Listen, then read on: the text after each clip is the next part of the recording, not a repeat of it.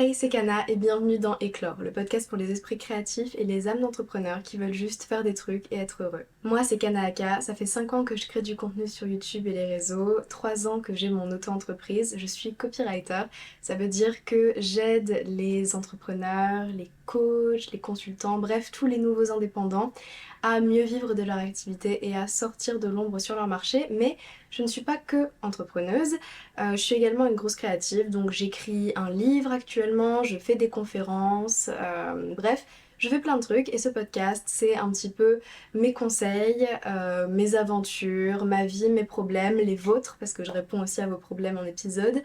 Voilà, on parle un petit peu de tout ça et aujourd'hui le sujet me tient particulièrement à cœur parce que c'est un peu un mix de tout ce que je fais, c'est un sujet qui revient de fou et c'est comment sans cesse trouver l'inspiration. C'est une question que je savais que j'allais aborder avant même de lancer le podcast, il était dans mes notes d'épisodes qu'il fallait que je fasse depuis hyper longtemps parce que c'est une question qu'on me pose assez souvent parce que vu que je communique vu que je communique beaucoup sur le fait que je suis en train d'écrire un livre, vu que ça fait 5 ans que je crée du contenu à répétition du coup sur les réseaux, et vu que j'écris aussi pour mes clients, en fait l'inspiration c'est une énorme partie de ma vie. Et un truc à savoir sur moi, c'est que je suis très très rarement en panne d'inspiration et j'ai plein de techniques que j'ai cultivées assez naturellement dans ma vie, mais en fait c'est des trucs qui sont pas forcément évidents pour tout le monde, que je fais pour ne jamais être en panne d'inspiration et je vais vous partager un peu tout ça aujourd'hui. J'ai jamais été en grosse panne d'inspiration, mais il faut savoir que je suis quand même sortie d'une grosse phase où je n'avais pas d'inspiration pour l'écriture ailleurs que dans mon métier. En fait, j'ai jamais pas été inspirée du tout parce que j'ai toujours fait des vidéos, eu des projets, écrit des vidéos un peu plus poétiques et tout ça, mais j'ai abandonné l'écriture de 2020, mi-2020 à début 2024. Euh, et, et c'était très triste parce que c'est un truc que j'adore faire, écrire. Là, je suis en train de terminer à peu près, j'ai presque terminé l'écriture de mon premier livre et j'aimerais le sortir avant fin 2024. L'écriture, ça a toujours fait partie intégrante de ma vie. C'est pas le centre de ce podcast, hein. Aujourd'hui, on va parler d'inspiration. Je vais pas réduire ça à l'écriture, ça peut aussi être pour le dessin, ça peut être pour énormément de choses, la musique et tout ça. Mais je vais en parler sous le prisme de l'écriture parce que c'est ma forme d'art à moi. Mais vous pouvez utiliser toutes les techniques que je vais vous donner et les adapter à la forme d'art qui vous plaît et que vous pratiquez. Du coup, j'ai eu une grosse panne d'inspiration concernant l'écriture créative pendant genre 3-4 ans. C'est très triste, je ne veux jamais recommencer à être comme ça parce qu'en fait, quand j'en suis sortie, je me suis rendu compte d'à quel point ça m'avait manqué et en fait c'était horrible d'être sans et du coup voilà j'ai un peu compilé toutes mes meilleures astuces pour ne jamais perdre l'inspiration de manière générale parce que même si j'écrivais plus créativement, j'écrivais pour les réseaux, pour ma chaîne YouTube et pour mes clients, et pour ne pas être en panne créativement et ne pas retomber dans le loophole dans lequel je suis tombée pendant 4 ans et qui me rongeait de l'intérieur et je l'ai remarqué il y a seulement genre 6 mois. Voilà. J'ai pris 2-3 notes pour cet épisode. Le premier truc que j'ai noté, c'est l'inspiration est partout et dans tout le monde, on y est juste plus ou moins éveillé. L'inspiration est partout, autour de vous, dans le monde. En fait, c'est juste qu'on a tendance à ne pas assez observer. On a tendance à passer à travers notre vie sous notre propre prisme, mais à ne pas observer ce qui se passe autour de nous. Et en fait, quand activement on essaye de vivre sa vie en observant, on se rend compte qu'il y a des petits trucs un peu inspirants qui se passent absolument partout autour de nous. Et je remarque des détails dans des rues que j'emprunte tous les jours. Au fur et à mesure, en fait, il y a des trucs qu'on ne voit juste pas parce qu'on passe notre quotidien à aller d'un point A à un point B, on n'observe pas la trajectoire. Mais enfin bref, l'inspiration est partout, déjà premièrement, on en parlera un petit peu plus après, mais surtout, elle est en chacun d'entre nous. Tu ne peux pas me dire que tu n'es pas quelqu'un d'inspiré, personne n'est pas inspiré. Il y a des gens qui sont plus artistes, ok, qui trouvent plus facilement l'inspiration, qui sortent plus facilement cette inspiration d'eux-mêmes et qui l'utilisent, mais en fait, on est tous inspirés. C'est juste qu'on y est plus ou moins éveillé parce qu'on a plus ou moins appris à s'écouter. Et pour moi, l'inspiration, c'est aussi beaucoup d'intuition. Et l'intuition, c'est quelque chose qui se cultive et que la plupart des gens, dans leur enfance, on leur a pas appris à écouter leur intuition. Et du coup, quand tu n'apprends pas à écouter ton intuition, tu n'apprends pas à exprimer ton inspiration. et à reconnaître même que tu es inspiré. Parce qu'on est tous inspirés, mais juste il y en a qui ont un peu plus de mal à prendre l'inspiration qu'ils ont en eux et la sortir pour la mettre dans leur art ou dans un hobby ou dans que sais-je. Donc j'ai compilé un petit peu mes techniques pour trouver au mieux l'inspiration. Et la première, c'est se sortir du truc pourquoi on cherche l'inspiration. Par exemple, si je cherche à écrire quelque chose, je vais pas rester en face de mon clavier ou de ma feuille ou quoi et genre attendre que l'inspiration me vienne. Non, je vais sortir dehors, je vais aller marcher dans un parc, je vais faire autre chose. En fait, c'est juste vraiment ne, ne pas être dans la situation dans laquelle tu devrais être pour avoir de l'inspiration pour le truc que tu veux faire. Si tu peins, te mets pas devant une toile. Fais autre chose. Enfin bref, ça c'est vraiment la base des bases, mais même la plupart de mes idées, pas la plupart, mais beaucoup de mes idées me viennent quand je suis genre avec des amis. Donc se sortir du cadre dans lequel on est censé avoir l'inspiration, c'est le premier gros conseil. Mon deuxième gros conseil, c'est d'aller marcher. La puissance de juste genre sortir de son appart et d'aller faire un tour autour du pâté de maison, elle est inouïe. J'en parle dans beaucoup d'épisodes de podcast, dans beaucoup de vidéos YouTube du pouvoir d'aller marcher, mais je l'avais jamais pris sous ce prisme-là.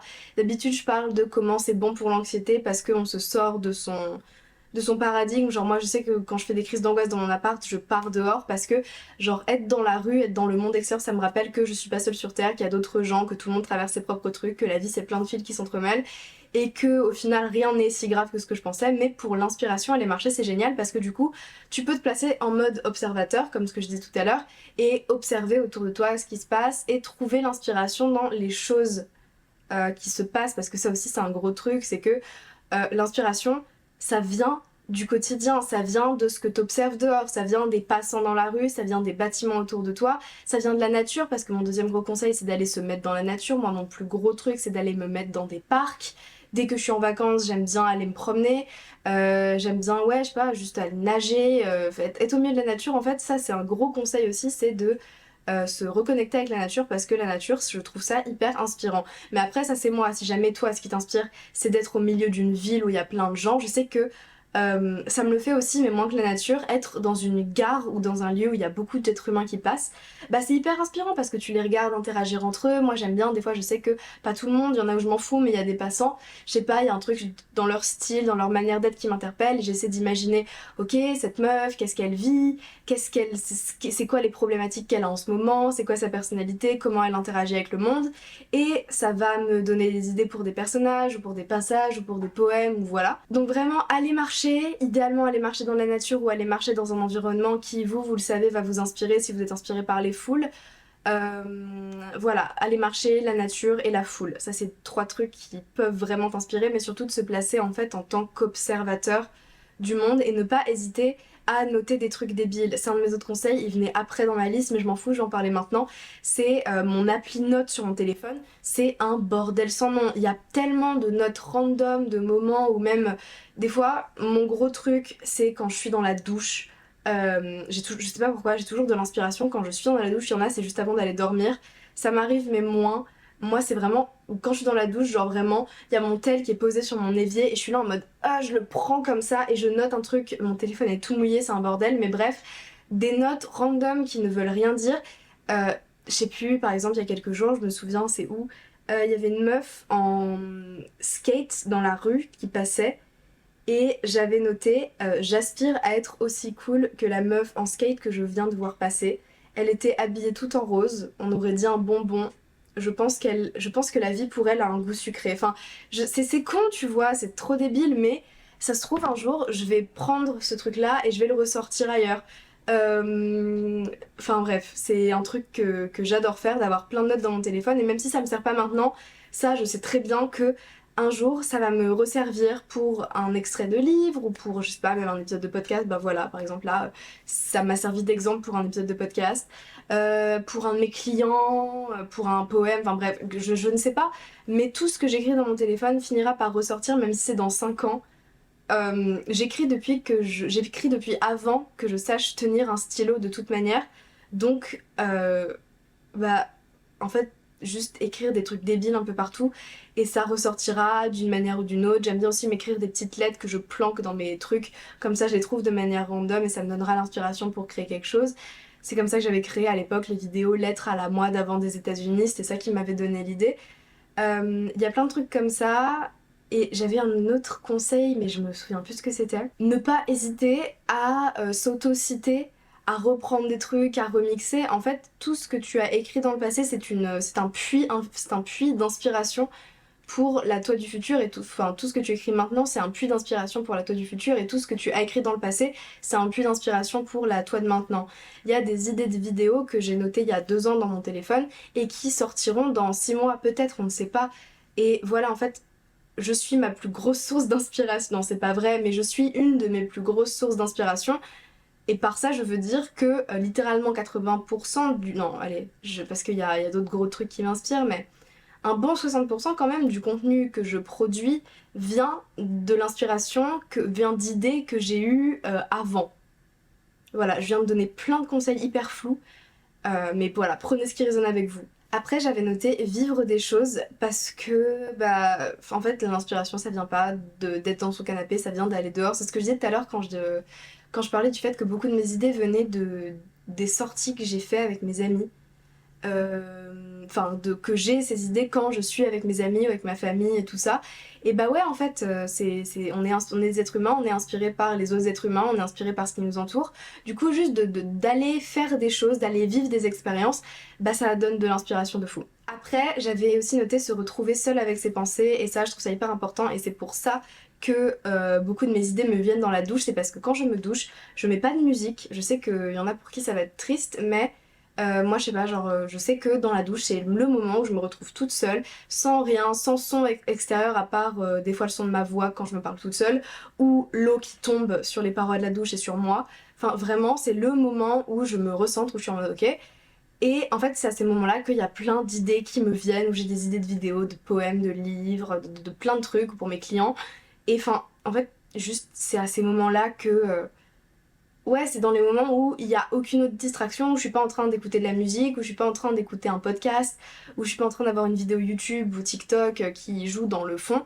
Et j'essaie d'avoir ces moments-là de plus en plus dans ma vie de tous les jours et pas seulement dans ma douche parce que bah, c'est trop important en fait. Et du coup, j'essaie par exemple de cuisiner sans distraction et vu que je suis en train de faire des trucs et tout, que mes mains sont occupées, bah, mon cerveau il a le temps de penser. Pareil pour quand je fais la vaisselle, avant j'écoutais toujours un épisode de podcast, maintenant j'essaie de la faire sans bruit. Et voilà, bref, de cultiver ces petits moments dans mon quotidien où c'est juste mon cerveau, mes pensées et moi, et c'est dans ces moments-là en fait que j'ai plein d'idées. Du coup voilà, se retrouver seule avec ses pensées c'est super important. Et marcher dans la rue sans distraction, sans musique, sans rien dans les oreilles, là j'arrive pas à le faire parce qu'honnêtement j'en suis pas encore là dans mon voyage vers le réussir à être seule avec mes pensées tout le temps, mais je pense que ça doit être surpuissant. Il y en a en tout cas toutes les girlies que j'écoute et qui donnent ce conseil-là d'aller marcher sans rien, sans distraction, c'est trop, enfin ça a l'air trop bien en fait. Ensuite mes autres conseils c'est comment tirer l'inspiration mais qui ne vient pas de soi parce que jusqu'ici tous mes conseils c'était des trucs qui viennent plus ou moins de l'intérieur de nous. Maintenant, en fait, tu peux aussi trouver l'inspiration dans autre chose que, enfin, autre part que à l'intérieur de toi. Par exemple, un truc que beaucoup de gens ne font pas assez, c'est de lire ou, si jamais t'es artiste, je vais prendre l'exemple de, par exemple, si tu fais des tableaux, de regarder, d'aller voir des expos et d'aller regarder les tableaux d'autrui. Moi, une des grosses raisons de ma panne d'inspiration pour l'écriture créative que j'avais eue là pendant des années, c'était parce que j'avais complètement arrêté de lire de la créativité. Je lisais que du dev perso et du marketing et du copywriting pour me continuer à me former à mon métier, mais je lisais plus d'autres personnes qui pratiquaient mon art et c'était trop dommage et c'est en recommençant à lire que j'ai eu une grosse partie de mon inspiration qui m'est revenue. Et en fait c'est trop important et au début j'avais un peu peur de copier parce que forcément les lectures que j'ai au fur et à mesure viennent influencer mon style d'écriture. Viennent pas le changer parce que mon style d'écriture c'est le mien, mais ça vient influencer forcément le type de roman que je lis, le type de lecture que j'ai va venir influencer ce que j'écris à ce moment-là. Et j'avais trop peur d'être en mode ok je plagie, mais en fait ça c'est vraiment un mindset que je me suis complètement enlevé récemment parce que j'ai réalisé que je ne ferai jamais pareil que quelqu'un d'autre, qu'un autre auteur, et qu'en fait je peux pas copier, et je pense qu'en fait toutes les œuvres du monde sont inspirées d'œuvres plus anciennes. En fait, ce que je crée va inspirer d'autres personnes, et ce que ces autres personnes vont créer vont inspirer d'autres personnes, et peut-être que cette autre personne va créer quelque chose et qu'un jour moi je m'en inspirerai. Enfin, en fait, c'est plein de fils qui sont interconnectées de différentes manières. C'est un peu comme les vies des êtres humains qui se croisent, et qui se quittent et qui restent ensemble. Enfin bref, en gros, toutes les vies sont interconnectées. C'est genre la théorie des fils là qui se croisent et tout.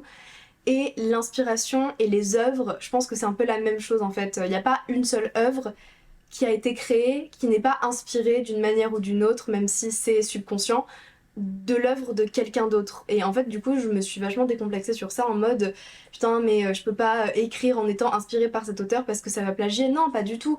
Tu ne feras, c'est ce que je disais aussi pour la création de contenu dans un autre épisode de podcast, mais tu ne feras jamais la même chose que quelqu'un d'autre, du coup, sens-toi libre de prendre ce que quelqu'un d'autre a fait et de le rendre tien et de l'utiliser pour faire quelque chose qui est à toi en fait.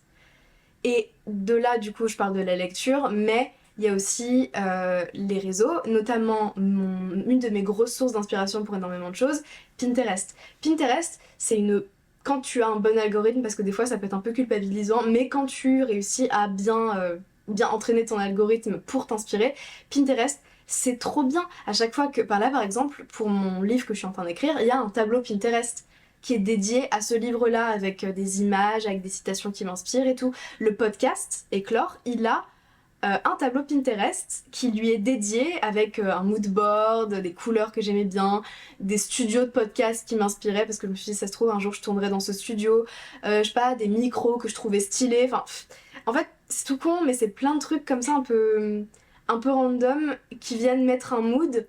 Et Pinterest c'est le réseau social de l'inspiration selon moi, mais j'utilise aussi tous mes autres réseaux pour ça. Genre sur TikTok, tu sais, tu peux faire des collections des trucs que t'enregistres. Dans mon TikTok, je vais y aller, j'ai une collection qui s'appelle Inspiration. Donc voilà, là j'y suis, il y a 36 vidéos dedans. La dernière vidéo que j'ai enregistrée, c'est une fille qui partage l'essai qu'elle a écrit et qui l'a fait accepter dans des Ivy League Schools aux États-Unis. Et j'ai trouvé le truc trop beau, et du coup un jour peut-être que je le relirai quand j'aurai besoin d'inspiration et ça sortira. Et ensuite par exemple là on a une meuf qui lit un poème qu'elle a écrit et que j'adore, que je devrais commencer à faire sur les réseaux. Quand mon livre sortira je lirai des extraits sur les réseaux de toute façon. Mais enfin je sais pas, j'adore les meufs qui se posent devant leur caméra et qui lisent des poèmes. C'est comme ça que j'ai découvert mon poème préféré de tous les temps. C'est vraiment en écoutant une meuf sur TikTok le lire devant sa caméra. Je trouve ça trop bien, et quand j'ai pas trop d'inspiration, parce que ça m'arrive d'avoir moins d'inspiration, mais je dis que jamais j'ai pas d'inspiration parce que si j'ai pas d'inspiration, c'est que juste que je suis pas sortie depuis trop longtemps. Et du coup voilà, quand j'ai un peu moins d'inspiration, que je sens que j'ai besoin d'un petit push, je vais dans ma collection, ou je vais sur Pinterest, ou voilà, c'est surtout TikTok et Pinterest pour moi parce que j'ai pas vraiment de collection inspiration sur Instagram. Mais voilà, je vais dans cette collection et j'écoute des trucs que j'ai enregistrés. Ça date de ce que j'ai enregistré. Il y a des trucs carrément qui ont été supprimés de TikTok. Il y a des trucs qui datent de il y a 3 ans, tu vois, 4 ans. Enfin, c'est des trucs que j'ai enregistrés il y a longtemps. Et je suis sûre que chacune d'entre elles va finir par me servir parce qu'il y en a que j'ai enregistrés et qui m'ont jamais réellement inspiré quelque chose. Mais il y en a. Faudrait que je vous trouve un exemple. Mais. Bah, par exemple, là je viens de retrouver un texte qui a inspiré un des passages importants de mon livre. Enfin bref, en gros, tout est lié, toutes les inspirations sont liées, et c'est ok de s'inspirer, c'est ok d'avoir, en fait, ce que je conseille de créer, c'est une espèce de... Voilà, je disais tout à l'heure qu'on est un puits sans fin d'inspiration. Internet, les réseaux, c'est aussi un puits sans fin d'inspiration dans lequel vous pouvez piocher de l'inspiration. Et je vous conseille de créer des endroits dans lesquels piocher où vous savez où aller chercher. Genre moi je sais que si j'ai besoin d'inspi, je vais dans cette collection. Ensuite, un de mes autres conseils sur ce sujet, c'était juste faire. Parce que je vois beaucoup de gens, et ça se veut pas du tout moralisateur et chacun a sa propre timeline sur ses propres trucs. Mais en fait, je vois beaucoup de gens qui me disent oui mais moi j'ai pas d'inspiration, et des fois ma question que je me pose dans ma tête c'est est-ce que tu n'as pas d'inspiration, ou est-ce que juste tu as peur de te lancer et tu as peur de l'échec ou peur de la réussite? Enfin bref, tu as des blocages qui t'empêchent de te lancer. Parce que personne n'a pas d'inspiration, c'est pas vrai, c'est juste que tu te places pas assez en tant qu'observateur de toi-même, de la vie et d'internet. Et voilà, et en fait la plupart du temps je suis juste en mode en fait la personne en face de moi n'a pas d'inspiration, elle a juste des peurs qui la bloquent et qui l'empêchent de se lancer. Donc voilà, ne pas confondre manque d'inspiration avec peur d'échouer, et juste en fait l'inspiration parfois c'est faire des trucs parce que c'est en faisant que tu vas avoir plus d'inspiration. J'allais quelque part de plus intelligent que cette phrase, Mais ouais, non, en fait, juste faire des trucs, et enfin, on en revient toujours au même conseil dans chaque épisode de podcast pour tout, mais pour l'inspiration, c'est pareil. Juste de faire des trucs au fur et à mesure, et encore une fois, si tu ne fais rien, tu n'as pas de banque d'inspiration dans laquelle piocher qui te vient de toi-même dans tes notes iPhone par exemple. Du coup, juste de faire au fur et à mesure et d'arrêter d'utiliser le manque d'inspiration pour ne pas se lancer et de se construire du coup au fur et à mesure un puits d'inspiration dans lequel tu peux aller piocher, que ce soit en toi-même ou dans le monde extérieur. Là je pointe là-bas parce qu'il y a une fenêtre et que je vois le ciel et que je vois des arbres et tout, et que c'est inspirant les arbres et le ciel, enfin bref la nature quoi, j'en ai parlé tout à l'heure. Et aussi du coup un puits d'inspiration sur internet, une collection de trucs qui tu le sais t'inspire. Et ça peut être tout et rien, ça peut aussi être des musiques. J'ai pas parlé de la musique parce que la musique c'est un truc qui m'inspire, mais c'est pas non plus le truc pour moi. Enfin si, en fait ça m'inspire de fou la musique, mais pas autant que genre un livre ou un poème. Mais ouais, genre une playlist qui t'inspire.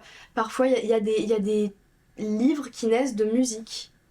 Voilà, donc juste de se créer un puits sans fin d'inspiration et arrêter d'utiliser un soi-disant manque d'inspiration pour justifier le fait de rester dans l'inaction. Maintenant, comment avoir de l'inspiration quand tu crées du contenu? Donc en gros, tu as une idée mais tu sais pas trop comment le mettre en forme. Comment est-ce que tu peux savoir toujours comment le mettre en forme, peu importe le contenu que c'est, pour garder l'attention de tes potentiels spectateurs et tout ça. Attention, là je vais un peu plus parler d'écriture parce que c'est ma spécialité.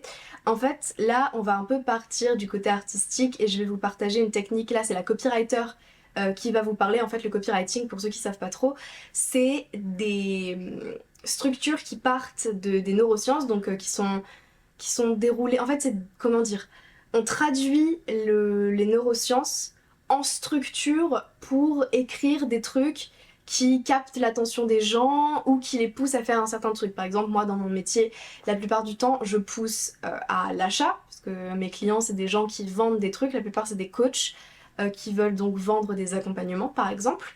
Ça peut être plein de trucs, j'ai travaillé pour beaucoup de gens donc ça peut être beaucoup d'autres trucs, ça peut même être des produits physiques, enfin bref, ça c'est mon cœur de métier. Mais ce qui est bien quand on connaît un peu ces structures, c'est qu'on peut les adapter à un petit peu tout, notamment à l'écriture créative et à plein d'autres trucs.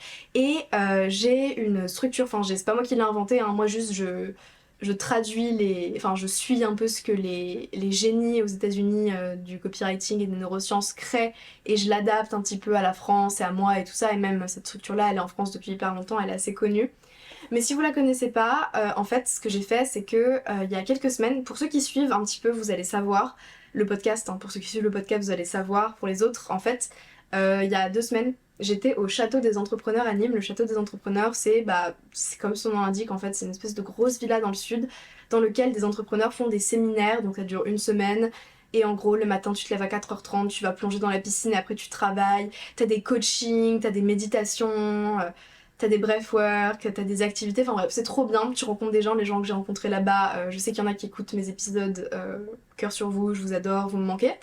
Et du coup, pendant que j'étais au château, j'ai fait une conférence sur, du coup, la structure qui permet de ne jamais être en panne d'inspiration et qui permet de complètement dire adieu au syndrome de la page blanche. Donc voilà, pendant cette conférence, j'ai partagé la structure, si je devais lui donner un nom, c'est la structure anti-syndrome de la page blanche. La conférence était filmée parce que je filme toujours quand je fais des conférences et quand je fais des prises de parole en public. Et je l'ai publiée sur YouTube, si j'ai bien suivi mon planning, vendredi dernier, au moment où vous écoutez cet épisode de podcast. Du coup, je mettrai le lien en description. Premier lien en description, ce sera le lien vers la vidéo YouTube où je partage cette structure, parce que je vais pas la faire là en épisode de podcast, parce que là ça fait déjà quasiment 30 minutes que je tourne. L'épisode va être un petit peu long si je commence à parler de la structure mère en podcast. Mais pourquoi pas en faire un épisode un jour en vrai, mais pour l'instant de toute façon j'ai tout fait, enfin j'ai tout expliqué en détail et tout, j'ai pris mon temps parce que c'était une conférence et que j'avais des gens en face et que j'ai pu prendre des questions et tout ça.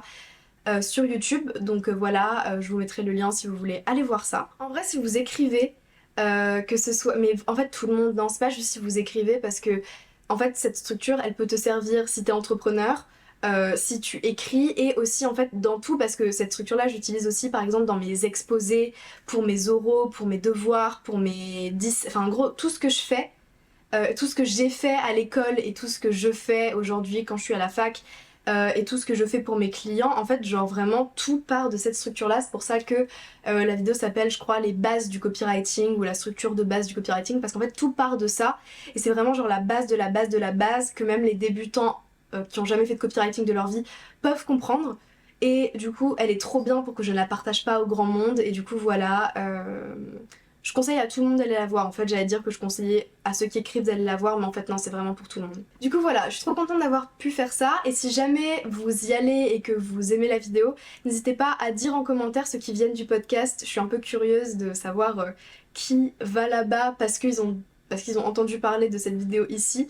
Enfin bref, j'espère que cet épisode vous aura plu et qui vous aura aidé. Je vais pas faire de résumé de tous les conseils que j'ai donnés parce que j'en ai donné beaucoup trop, et que même moi j'ai un peu perdu le fil de ce que je disais parfois à des moments pendant ce podcast, parce qu'en fait il y a trop de trucs à dire sur l'inspiration. Mais globalement en fait ouais, c'est se construire un puits sans fin d'inspiration à l'intérieur de soi, de comprendre que le monde autour est un puits sans fin d'inspiration, et de comprendre que internet est un puits sans fin d'inspiration, et que vous pouvez vous construire des ressources pour aller la piocher, et que si vous n'avez pas d'inspiration, ce n'est pas que vous n'avez pas d'inspiration, c'est juste que ça fait trop longtemps que vous n'êtes pas soit allé dans la nature, soit allé marcher, soit allé passer un moment avec des êtres humains. Et aussi de faire attention de ne pas confondre le manque d'inspiration et la peur de passer à l'action. Voilà, je pense que j'ai plutôt bien résumé l'épisode. S'il vous a plu, n'hésitez pas à donner de l'amour au podcast, peu importe la manière, la forme que ça prendra. Ça peut être avec 5 étoiles, si jamais vous regardez sur YouTube, parce que je publie tous mes épisodes sur YouTube, commentaires, like, vous abonnez, enfin bref, peu importe, juste donner de l'amour au podcast. Allez voir la vidéo de conférence sur la structure de copywriting pour éliminer le syndrome de la page blanche, parce que voilà, c'est un conseil que je donne tout le temps à tout le monde. Je l'enseigne à la fac, je donne des cours à la fac, et c'est le truc que j'enseigne en premier à tous les étudiants. Voilà, c'est trop bien, c'est un concept qui a révolutionné moi ma manière d'écrire, et qui j'espère va pouvoir aider, enfin vous aider vous, dans votre avenir et au quotidien. Et je suis sûre que si jamais vous regardez, ça va vous aider au quotidien. Mais enfin bref, allez voir, je vais pas trop vous spoiler, je vais pas trop vous en parler. Moi je vous dis à la prochaine,